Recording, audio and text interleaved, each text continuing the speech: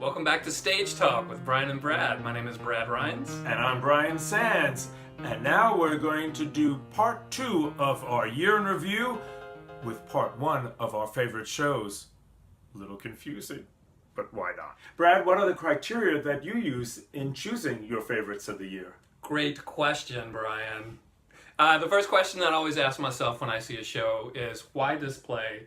Why now? I like to think about shows in context. In 2018, more political divisiveness, more social divisiveness, ongoing.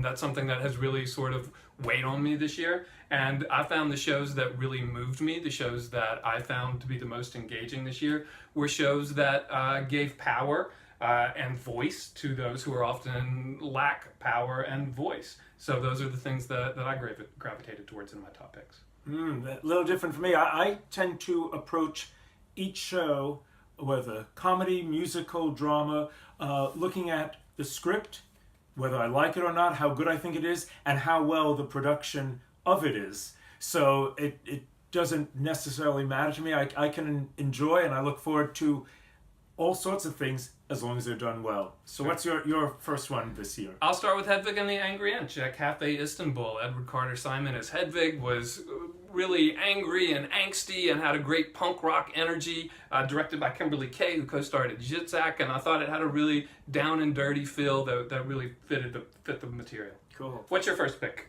Mine is kind of a two-header. I love seeing shows at NOCAD, and the directors there, the faculty, never talk down to them or treat them as less than full-fledged artists.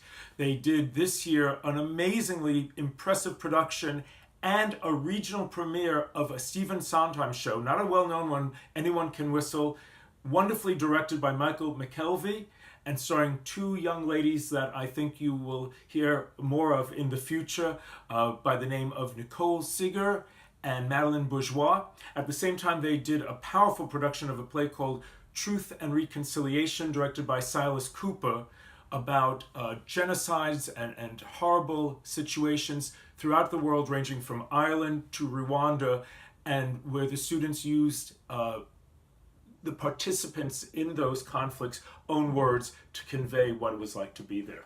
Mm-hmm. Michael McKelvey, in addition to collaborating at NOCA, was also at Delgado, who started doing some collaborations with professional companies. Mm-hmm. My next pick is the Laramie Project. I thought McKelvey did a great job of wrangling a really large cast to tell the story of Matthew Shepard, a gay college student who was murdered in Laramie, Wyoming, and the town's reaction to it, which was really divided.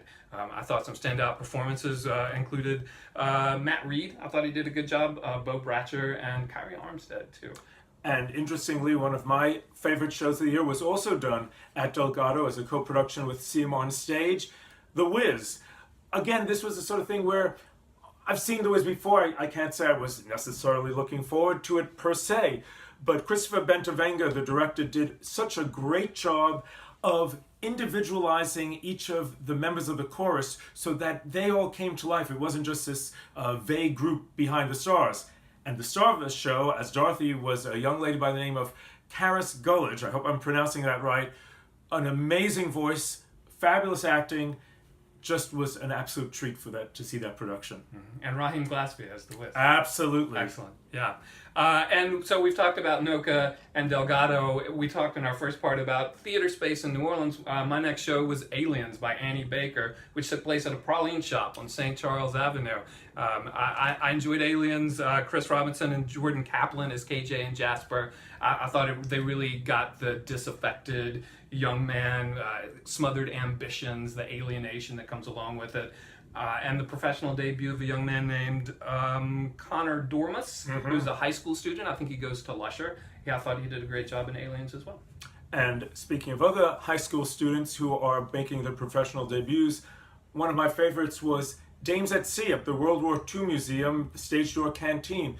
Again, a show that has been around for many, many years. Hasn't been done here in New Orleans for about 15, 20 years when it was last done at Le Petit.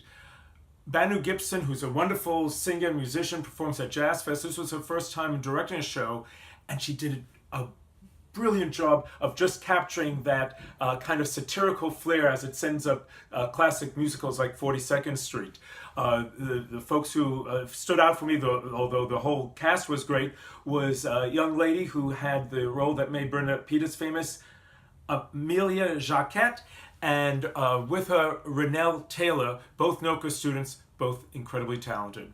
And another show that featured a lot of great women performers on stage was Eclipsed, that Southern Rep did, written by Denai Guerrera, about 4 women in the Liberian Civil War.